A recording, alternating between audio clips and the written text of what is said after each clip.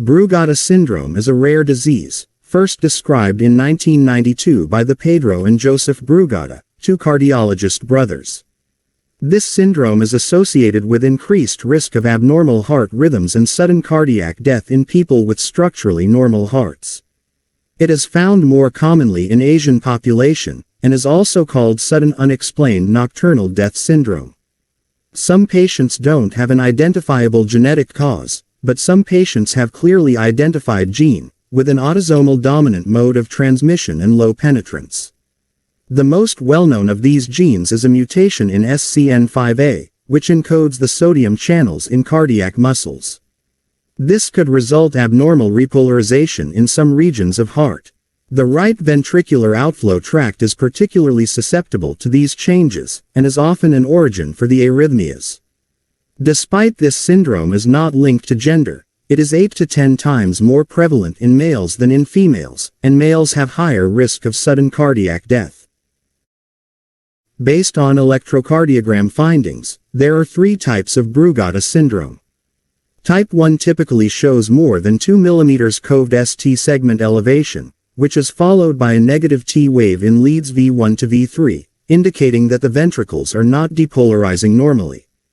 These regions are susceptible to a reentrant loop, and when a depolarization signal starts circling around the loop, ventricular tachycardia and ventricular fibrillation may develop. Type 1 is also called Brugada sign. Brugada type 2 has saddleback-shaped ST segment elevation more than 2 mm.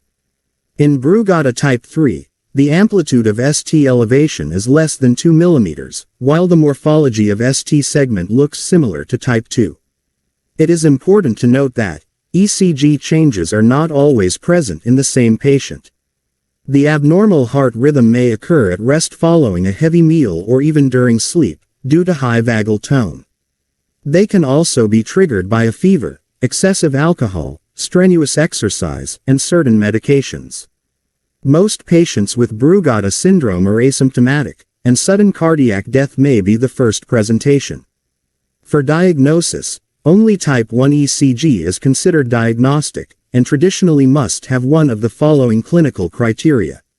Syncope, a history of documented ventricular tachycardia or fibrillation, or inducibility of VT with electrical stimulation, nocturnal agonal respiration, coved-type ECG in family members or family history of sudden cardiac death before the age of 45 years.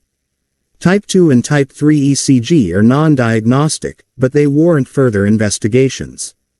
The only proven therapy is an implantable cardioverter defibrillator. It reduces the likelihood of sudden cardiac death. This device continuously monitors the rhythm of the heart, and also delivers calculated electrical shock to the heart to control abnormal heartbeats. Quinidine, a Class 1A antiarrhythmic drug, has been shown to reduce arrhythmic episodes in Brugada syndrome.